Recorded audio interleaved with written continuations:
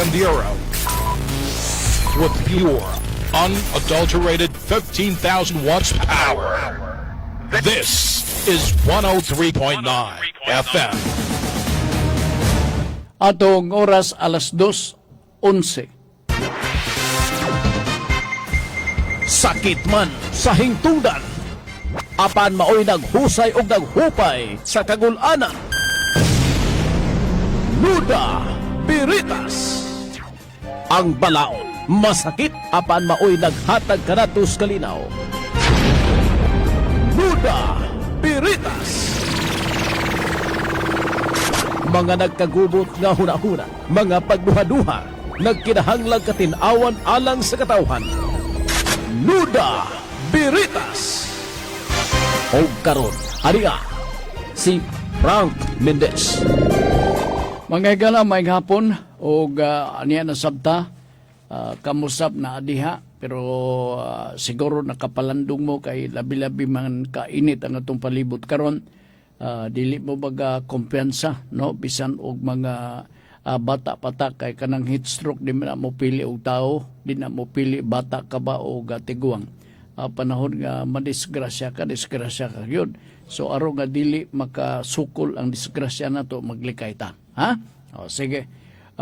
Para sa bag-o nakabukas ni ato karon nga programa, Nuda Biritas program paybaon ta kamo nga kining atong oras alas 2 kining ato sa alas 3. Wala eyeglass. Mo ba? Wala man diri basin og natungtong dito asa baton natungtong. Okay. Niya naluklok speakers bulsa bida niya. Niya ra edges. O gibungaw na gyud ta. Oh. Nara.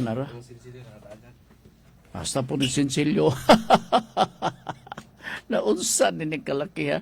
Mo ni maglingkod ta nga mura bitog milyonaryo. Oo, yabo nga itong coins na to dire. Malas ta nini, di ta kasakay niya sikad. O, kanya ganing akong eyeglass, kaya napuno man bulsa ko na ko sa sundan na sa eyeglass, o gisabit na ko sa lain na ko nga naibutones, sos pangita na mo hasta gisi na angin. Okay, niya mo naminaw mo sa itong programang Nuda Biritas alas 2, kiningato sa alas 3, antak na sa kahaponon, mahimo nga inyong ipadala ng inyong pangutana, no? Pinagi diri sa Facebook, pwede po diri sa cellphone sa 0917-704-3210. Ha? Sige, atong dawaton ang inyong mga pautana in kasog na ay inyong ipadala nga pautana. Di may magduha-duha sa pagdawat niya na. Unya, ang ako lang ipanugon diha kaninyo nga naatay kining YouTube channel diha sa inyong cellphone, no? Timan nina, no? Matultulan na ninyo, pwede na ninyo malocate ang atong YouTube sa programang Nuda Biritas, pinagi sa pag-type Nuda Veritas CDO. Akong sublion ako Nuda Veritas CDO. So pagtuplok ninyo diha, manggawas na dayon ang lain nga mga suggested na to nga mga topic diha sa atong pagpadagan sa programa. Ang post diha si Nana sa mga channel mao si GC, no? Atong kuyog o kauban nato dire matag hapon nga tanan ilabi na sa pagpadagan sa programang Nuda Biritas. So bukas na kining ato nga programa, maandam na kami nga modawat sa inyong pangutana. Oy, para sa mga lagyo, pwede nga magpadangat mo sa inyong pangutana nga kining ipagi lang sa suwat. Kung galing gusto ka mo mag-live, mag-atubang nako, sige, say-sayo lang kay para nga kining ma-orient ka na namo dahan kay basik usapon nimong microphone. So kining amo lang pasayo-sayo mo kay aron nga ma-orient mo sa makajot ang inyong pagbisita din sa ato sa Gold Radio, ha? Sige, simple ra kay na, dali kay nato na masunod. Okay, karong kajot lang, ha? Buang akong mga coins, no? Masikad ra ba? Mahal kayong plate, Jess? Jess ang plate, sikad. Unya na pag yung mga pipila ka sikat nga driver magpadungog-dungog sa minus pasero karon sir kay kuan man kanang wa may eskwela. Oo. So imbis nga 10 ato ihatag na may coins na to nga 2 hatag 2 o 12 na tanan. Kaluoy lang ng ato. Now karong hapon na kadyot ang ako lang ning lakbitan kay malimtan ko niya kay dunay nangutana.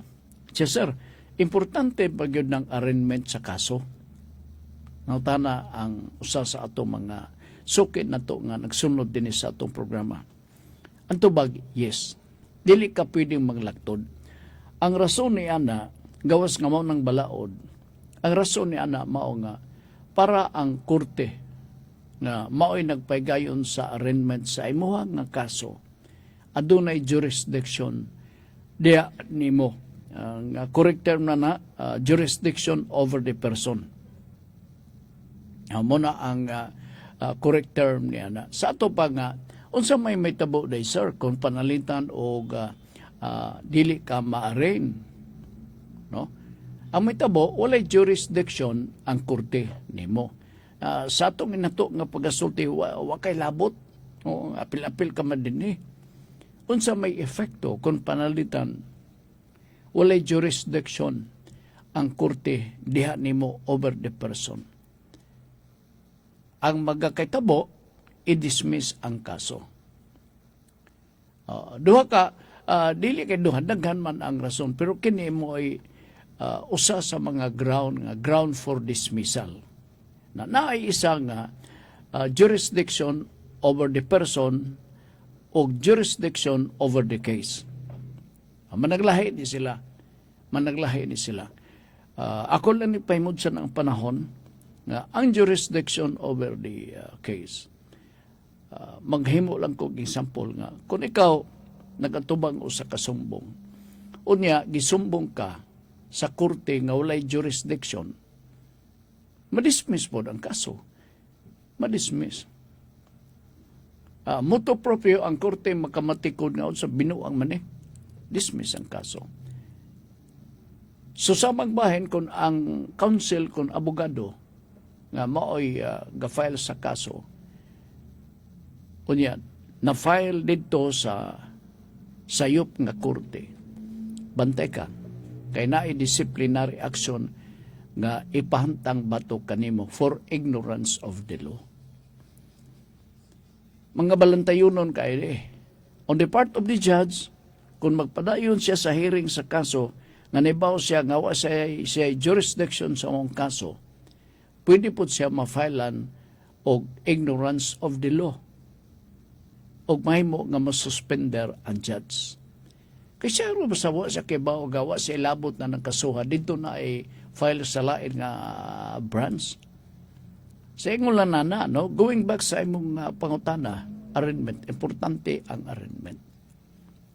Kaya may bawaan na to not only to take the jurisdiction over the person, but at the same time, we'll be able to know na kining gipantang na to sa kaso, pantangan sa kaso.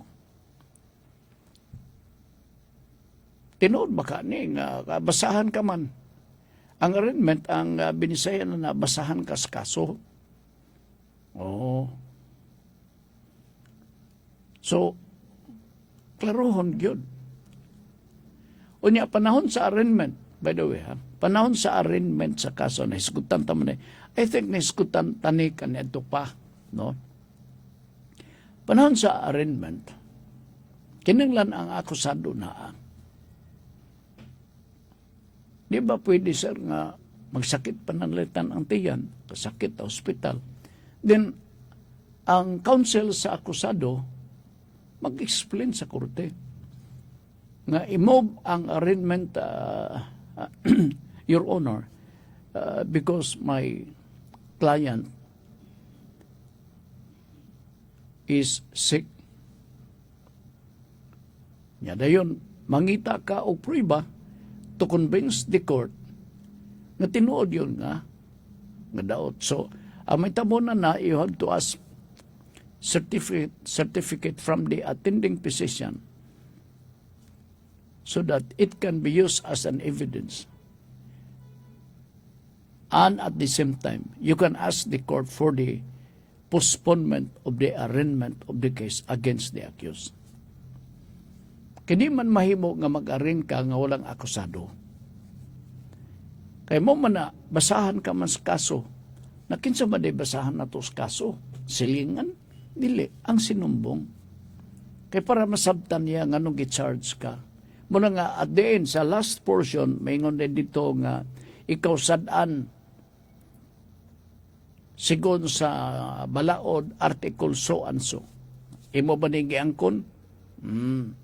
Mingon din ka, kung dili ka makatubag, sa efekto kung di ka magtubag, o dili ka magtubag, sa ngungol imong tingog, kung na di masabot, no? O, ang judge, mura og matingala nga, di man makasulti ning maong akusado. What is the effect? What is the plea? Manapunta na. The accused cannot expressly made his plea after the arraignment.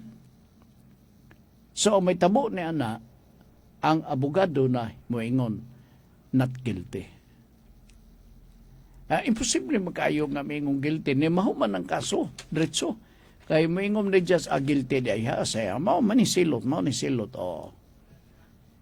Sa ingon na karon, ako lang ikutay-kutay ang pangutana para ma-educate kita. Kato arraignment. Panahon nga mag-issue nag-judgment ang korte. Kinahanglan pa ba nga ang akusado na? Akusado gyapon na ang issue nini. Kung basahan ka panalitan sa judgment sa korte, pero ang tinuod lang, di man ang judge mo'y basa sa hukom, siya magsuwat, permado na niya. Oh. Kung basahan ka na sa judgment, kinanglan bang akusado na agayod? Ang tubag, depende. Oh, batod pa sa uban, it depends. Dili tanang kaso nga gipakanawgan ng judgment sa korte, ang akusado na agayod, mutambong atol sa pagbasa sa hukom. Ang exception na nga dili ka pwede o ang abogado na lang ang maminaw sa judgment katong pinaka-minor nga offense. Oo. So, kung palitan na di ka makatambong, kay sakit ka ba kaha, kunya na ang judgment na, ay schedule nga, karong adlaw ay promulgate na ang decision, ang abogado nimo pwede na maminaw. Pero sa mga dinagko nga kaso, ang promulgation of judgment should be heard in the presence of the accused. Okay. Siya ro basag di ginato na sabtan man siguro nato na. Nasabtan. Unsa ganitong ako ang gihisgutan sa una, dismissal without prejudice o dismissal with prejudice, nadumduman ninyo to. Okay, ang iskot matag judgment. Na mga panahon nga mag-issue judgment, unya dismiss ang kaso. Pero na mag-ingon dito, dismiss without prejudice, dismiss with prejudice. Nasabtan ba to ninyo? Ma-recall pa ba ninyo ang meaning ni adto? Diba? Pagtimanan gina ninyo kay maningkingon ako, makatabang ba gini nga ato ang programa nga Noda Veritas, educational sa laktod nga pagasulti. Diyot lang ha, mudawat man tagpangutanan ninyo, no? Kadiyot ha, maing hapon, Sir Frank, ingon pa niya, kaulanon na dinhi nga dapita, sir. Ingon pa ni Ma'am Fee Mundia. Kay dagom-dagom na di ay. Ngauan pa ni gabi mga alas 12. Dagom-dagom na sab.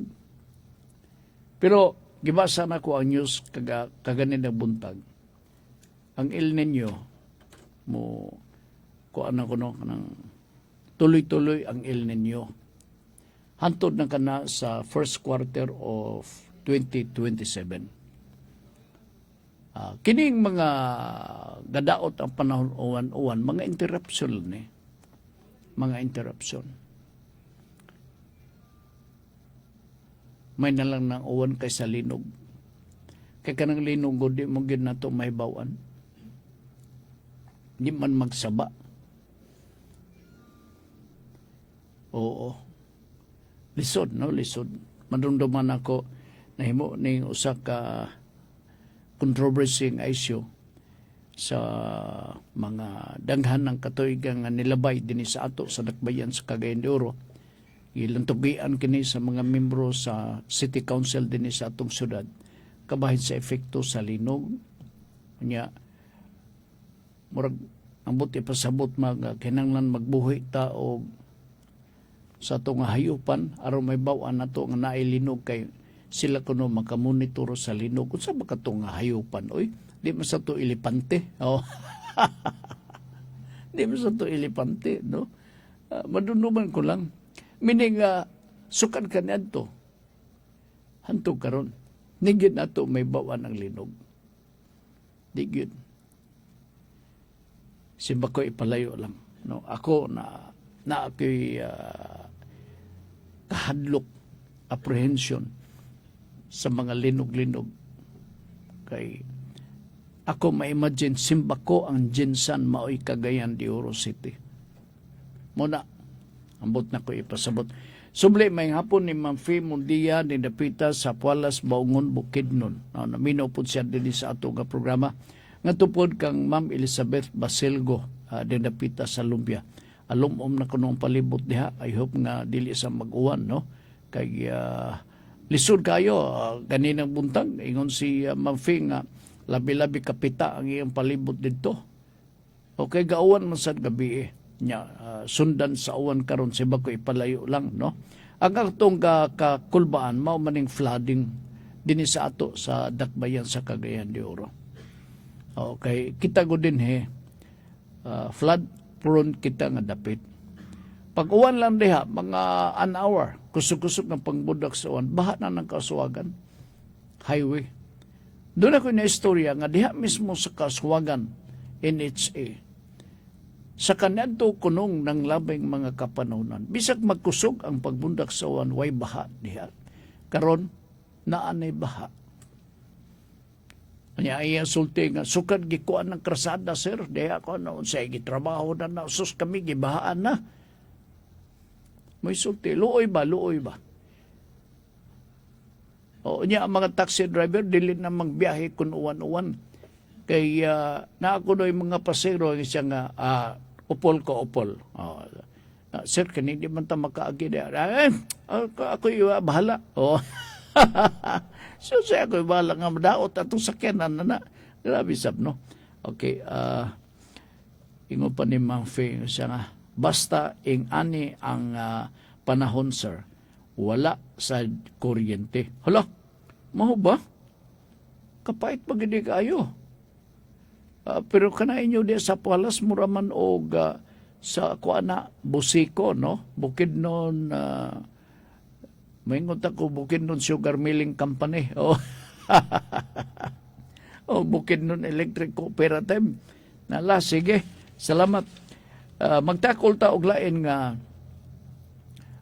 issue or pangutana karong hapon na be ang una nato nga tikapon ang nabili na to nga hisgutanan karong hapon may tungod kini sa pangyuta.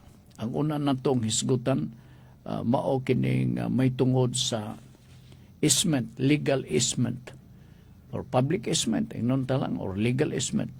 Kana bang sa mga karsada ba? O karsada kadyot lang ha. Mao ni. Oo. Ilabi na ang dihang dapita sa highway. Kana daplin sa highway god.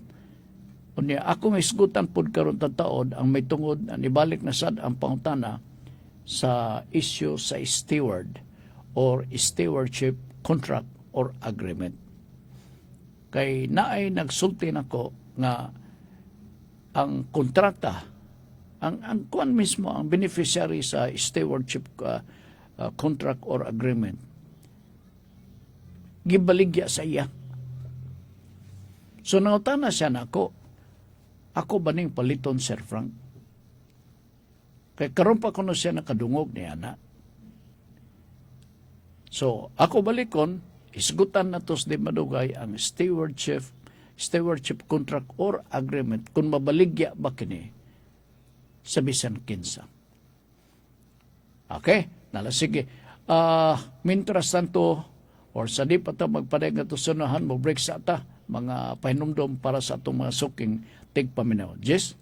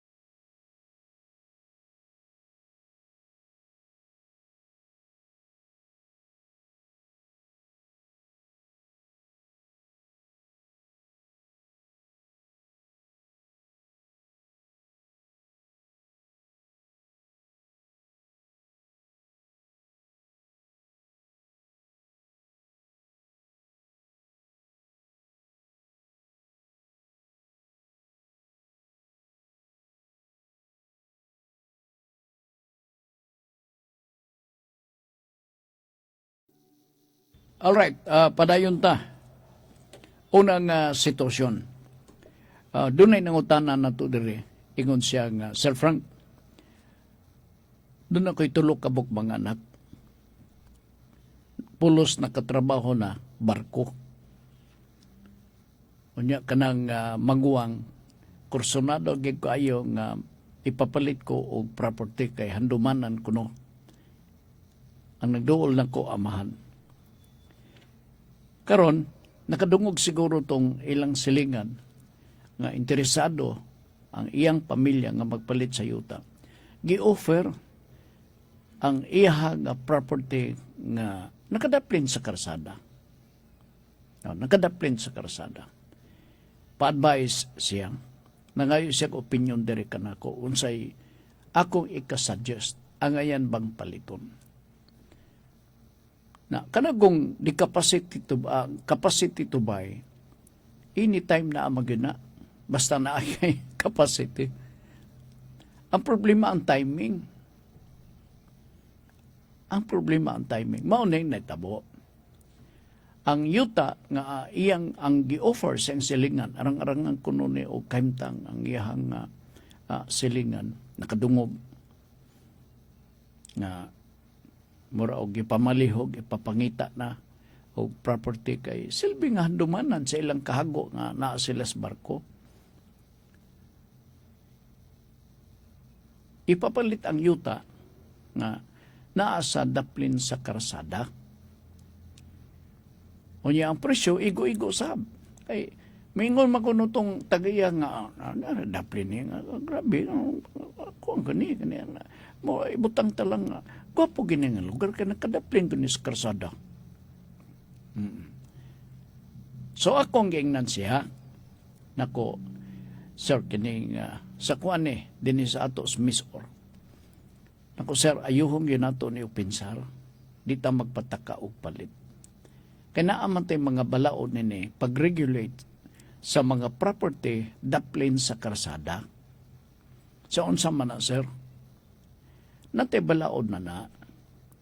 Kanagong daplin sa krasada, strictly speaking, dili na ato gayod nga property.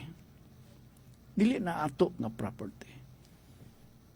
Sinukod man na. Nako, unsabay gidakon. Siya ang kuan, sir, ako na ibawaan. Gitumbok naman nila. Ay, decidido ibaligya. Oh. Nako, unsabay gidakon sa krasada. Sa nasemento naman ng krasada highway, sir. Kunya, among giap-ihap mga balor gito og mga tulo ka dupa. Ang nabilin nga space nga iya sa gobyerno. So biyan sa tulo ka dupa, property na kadto sa nag-offer nga ibaligya. So hunaw na nako. Murag lisod galing nila. Angay siguro sultian na to ang maong bayer. Gisultian ko gayon. Nako sir, kining arong nga dili masayang ang imuhang kwarta, hinaguan ra ba na sa imong anak?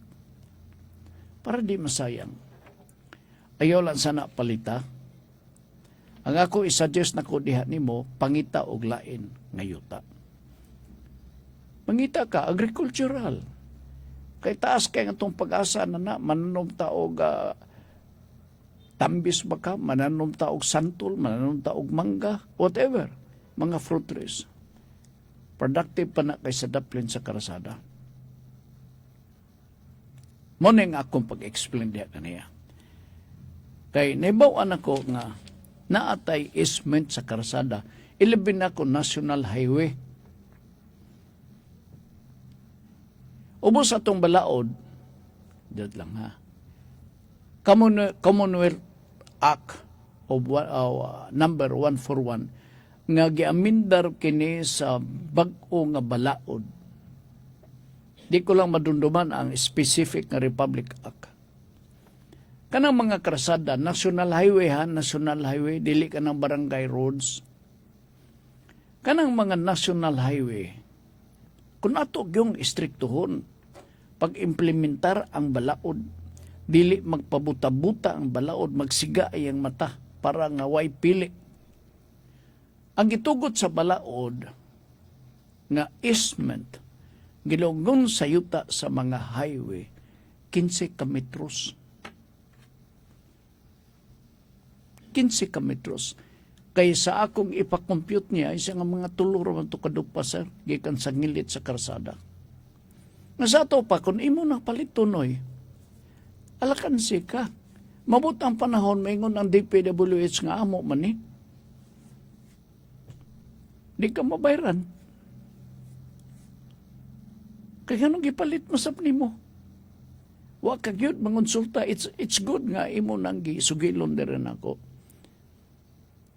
Kay basin pag-abot sa tukmang panahon, magsinukdan na kay baw ka man, parehagod sa build project ni Presidente Digong. Ako nalisang man ko, pagsubay na ko sa National Highway din sa Misor. Bisan og ang tulay, murag lantan ako napalapad. Ang highway napalapdan. In other words, gikampanya kadto ang build, palapdan ang mga krasada. Lihok to sa DPWH.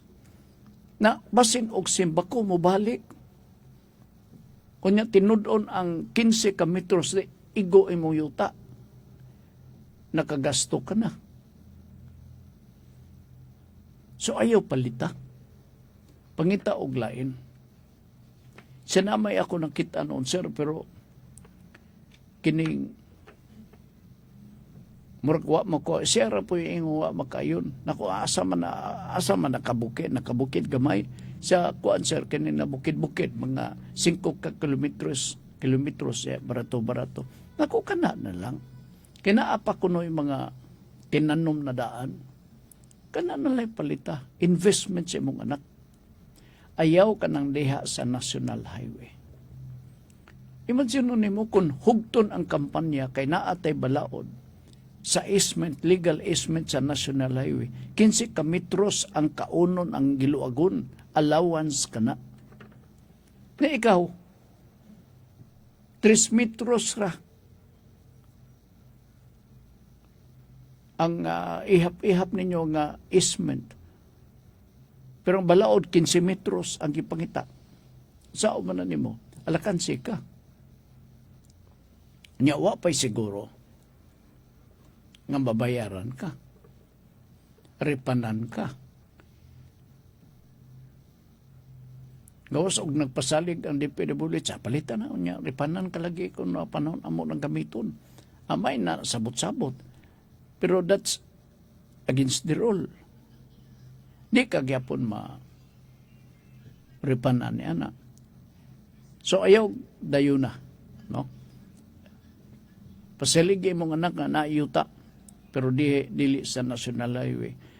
Unsa man pud og naa sa National Highway duol?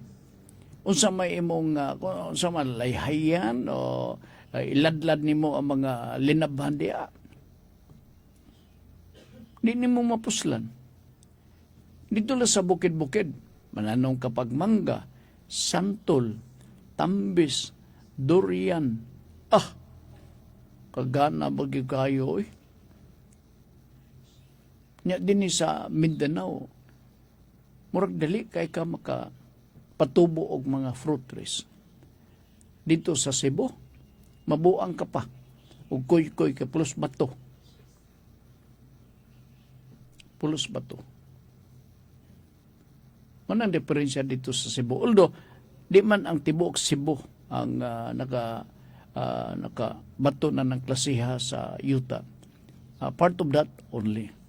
Kaya may area ditong napita sa Cebu nga nilabong po ang mga mangga. Naabitaw diha, gasugod ang mangga na to diha, ipamaligya, i-export pa. Mango candy sa patuoban. Mango juice, na solid gyud nga juice sa mangga. Kumpleto ang Cebu na. Pero dito sa among dapit, mga bato-bato, pagang, magtakanding ka, kung magtiniil ka, gumikan sa kahit sa mga bato. But in some areas, in the province of Cebu, katamnan. Magagad maguna sa yuta. So, mala na ako, sir, ha? Timan nila na, o paybawa ang imuhang anak aron dili sayang, no? Ang imuhang ang investment sa imong anak. Ino lang nimo dong kading naunta pero sayang man kay nag-ingon man si Frank nga 15 metros ang easement, ang legal easement gikan sa National Highway.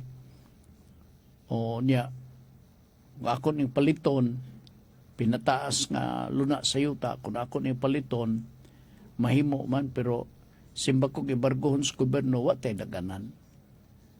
Inanaon na lang. Okay? Niya ikaduha ug mao na inyong paliton. Naamo ko noy lubi.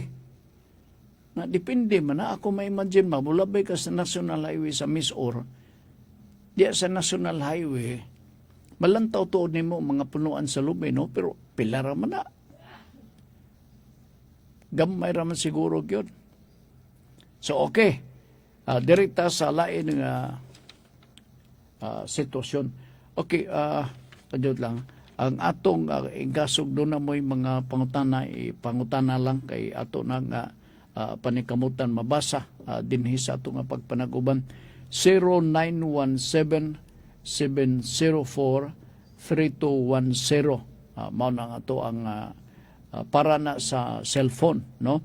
Unya kung gusto ka diri sa Facebook din nimo ihikyad ang imuhang mga pautana ana agadayag ang ato ang Gold Radio nga Facebook, ha?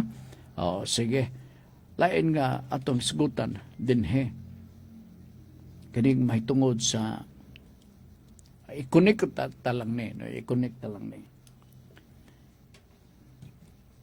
na ay mga mulo og reklamo na mula gina kuwang ba sa muna importante gini nga itong programa tanaw na ko na ay mga kaigsunan na to nga beneficiary sa programa sa gobyerno free patent. Naisugutan na to kay bao na mo sa free patent, no? Kay sige mo tangga lakbit niya na karon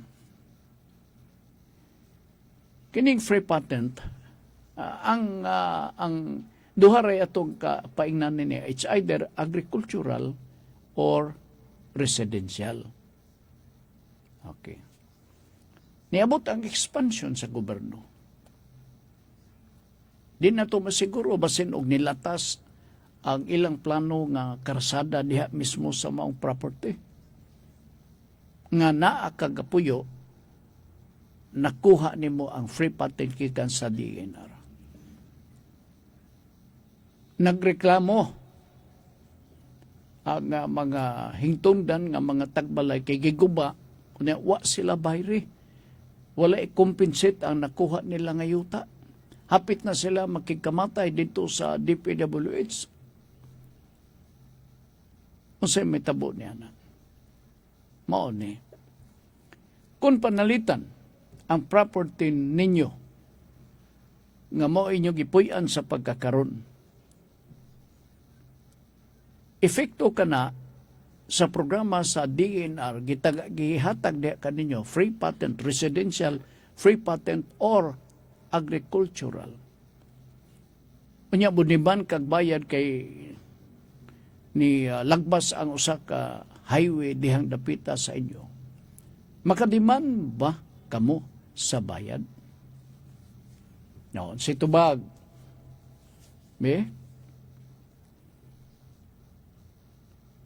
Free patent property.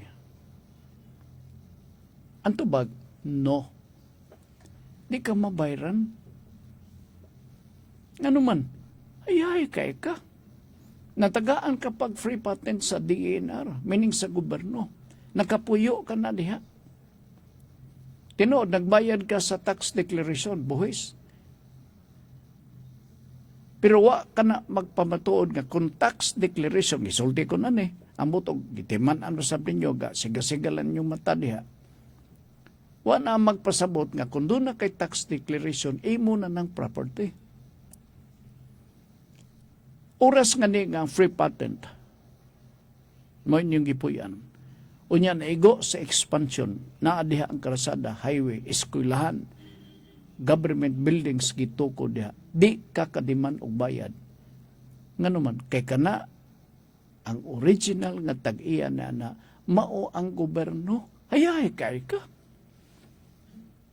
Nalibre ka pa og puyo diha o diya kay gigamit, tagaan ka pa og bayad. Hayay ni mo, no?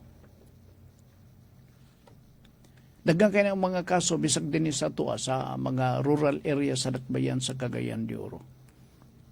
Ay moabot mga ni na dinhi magdemand. So ayaw mo pagsalig. Basta nga ni, except kung titulado ay mong property, gabayad ka sa buhis, originally, private property ka na, there is no history that this property originally belongs to the government. Pwede, makadiman ka. Because no confiscation of property without compensation. In other words, no life, no person, life and liberty shall be deprived without due process of law.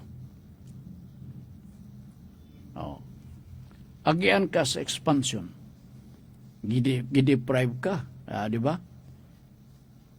Huwag ka may kapuyan, kaya naagian ka man sa expansion. Sigon sa balaod, kailangan na i-due process. Can you enjoy that due process? Nganong dili man? Ilabi na kon ang yuta nga inyo hanggi agi diha. Private property yun na. Panahon pa ni Adam and Eve. Pero kung panalitan property ka na originally iya sa gobyerno, do not ask for a compensation for that. I hope na sabtan ninyo kanang akong pagsabot. Basta kamo diha mga pipila ka mga farmers na beneficiary sa programa sa gobyerno, free patent, agricultural, residential patent, no? Gipapuyo mo diha in the concept of an owner.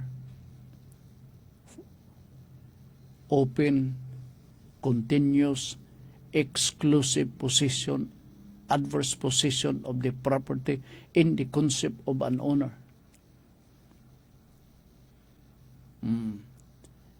Pero mo lagi na atong dumdumon. Kung titulado ka na under your name, private property gina siya, wa gina siya mag-agi sa programa sa gobyerno, pwede ka makapangayog bayad. Pangayog bayad. Okay. Sige. Kadyot lang ha. Dirita sa lain nga pangutana. May tungod ni sa mo na ni gingon ako kaganina kini stewardship agreement or contract. Ang iyang pangutana dire primero, iyan na ba kuno ni kay nalukatan man yung tax declaration. Ang stewardship contract. By the way, para mahibawan ninyo, basin og daghang pa kanato ang wa makasabot unsay stewardship agreement or stewardship program or contract. Kini nga yuta is inalienable. Nga yuta, iyan ni sa gobyerno. Properties of public domain. Example, kalasangan. Di man na nimo mapanagiya sa pribado nga tao. So daghang lasang sa kabukiran. Correct? Yes. Kanang mga lasang sa kabukiran, andi inar na naggasto kay nailang forest ranger. Wala ta kay bao og wasad mo may bao. Kanang di inar ingon na lang itsura pero daga na silang forest ranger. Tuas kabukiran sweldado. Unsay purpose? Para mag-monitor, mag-preserve sa propiedad nga iya sa Pilipinas, nga iya sa gobyerno, mga kalasangan, forested areas. Now, to help monitor and to preserve all these natural resources, ilabi na ang mga kalasangan, forested lands. Ang gobyerno nagsagop sa kaprograma gitawag ng stewardship contract or stewardship agreement. Unsa man ni? Ang gobyerno ang DNR nakikontrata sa mga naadiha gapuyo taga Bukid Silbe nga sila ay mga bantay sa kalasangan for 25 years, one term. Unya dayon og ma-expire ang first 25 years na ay mosunod renewable nga contract. Aron ang ilang tuyo pagbantay lang, pag-preserve sa atong mga kalasangan, pag-develop sa mao nga property para pud mambuhi pud sila. Mao na nga naay kontrata. Mao nang naay kontrata. Unya, naay pangutana kabahin sa tax declaration. Nangutana dayon ang pipila ka manghingtungdan. Sir, gilukatan man sa mong silingan o tax declaration nga stewardship contract money or agreement. Pwede ba day na, sir? Ang tubag, yes. Ang tax declaration diha sa stewardship contract or stewardship agreement pertains only to the improvements sa luna sa yuta nga gikontrata sa gobyerno. Panalitan karon na ay mga improvements. Gahimo siya og comfort room nga tulog ka andan na. The improvements na diha, di ba? So kanang improvements, pwede na nimo lukatan og tax declaration. Diha mismo sa porma sa tax declaration, mabasa nimo diha. Building improvements. Property dayon, mga kayutaan, di ba? Assessment na diha sa tax declaration. Diha, ibutang. In other words, pwede, pero para na dili na sa yuta, kay ang yuta, ang tag-iya, gobyerno, babito ang gikontrata na. Pero ang mga improvements, pwede. Pwede. Natural. Nag-enjoy gid siya na. Gamay lang ang buhis, pangayo. Counterpart selby. Actually, that is not a requirement. Common sense. Common sense lang na siya. Niya pa'y connecting, dili connecting flight, kundi connecting ka pangutana. Mabaligya ba ang stewardship contract or stewardship agreement? Sentido komon ninyo, be? Kwenta-kwentahan ninyo, mabaligya ba? Magahunaw na siguro mo maayo, be? Mabaligya siguro na siya, Sir Frank. Mabaligya siguro. Mo na inyong tubag. Nasab siguro yung magatagna-tagna nga, be? Murag dili galing na mabaligya. Naunsay rason. Ang dili pagbaligya sa stewardship contract ngadto sa laing tao is correct. Ngano man, di man na imo.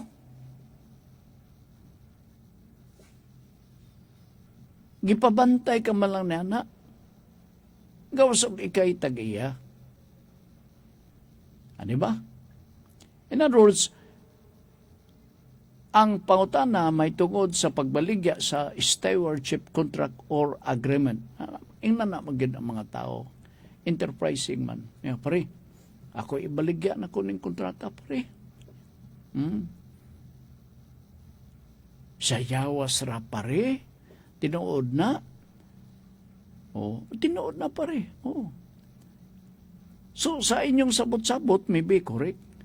Pero strictly speaking, legally speaking, it is not. Why? Because you do not own the property. It is the government who owns that property. Busa, ayaw ibaligya. Tanawan niyo ang contract. I think that is part of the contract, stewardship agreement or stewardship contract. Nga you are prohibited to sell, alienate, dispose the property to a third person. Firstly, because dili ikaw mo'y tag-iya. Okay? Ay, nakasinabot naman dito sa Jesus. Sa iyo naman, dali naman dito pasabton. Oo. Because any agreement to that effect, ibaligyan mo. The contract is null and void. Mingo panalitong nakapalit. Ako na ni.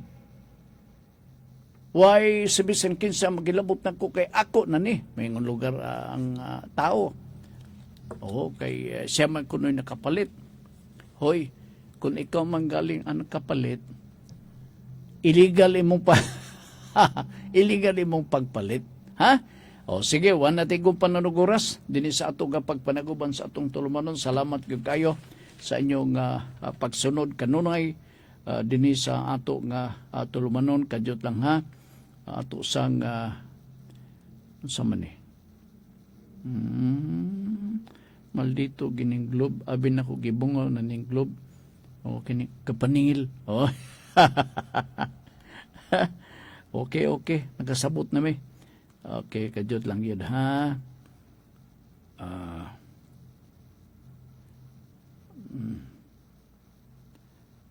Okay. Kadyot lang. Kadyot, ha?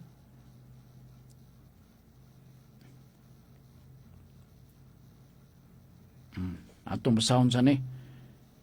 Nakoy basahon nga mahibawan na ninyo ni Kadugayan. Oh. Siya, grabe. Bisa si Kadugayan. Bito, magbasa ko sa importante kayo nga hisgutanan sa programa nga Kalipay nga Muluhotay uban ni Ma'am Girly. Mao ni. Ang kinabuhi sa makasasala, magulanon.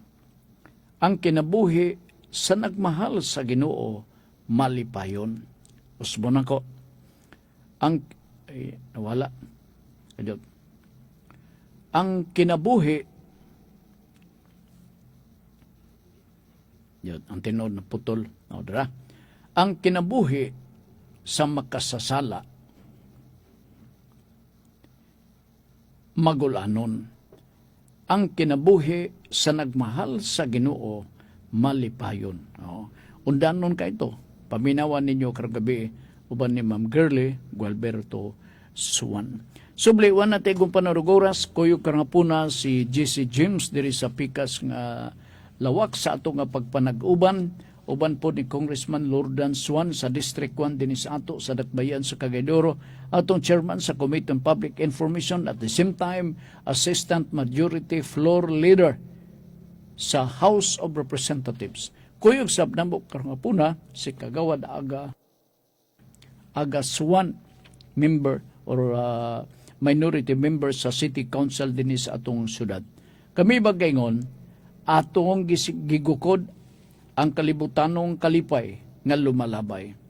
Apan ang langit nun walay katapusang kalipay atong gisalikway. Akong balikon, atong gigukod ang kalibutanong kalipay nga lumalabay. Apan ang langit nung walay katapusang kalipay atong gisalikway. Timan ina. Mao na atong mga pagpahinumdum pagkonsensya diya ninyo. Ha? Sige. Salamat sa inyong pagpaminaw. May hapon kaninyong tanan. G103.9 Gold Radio. Balita satak na. Malampusong nahumaan ang Operation Tuli 2016 mukabad sa 1,000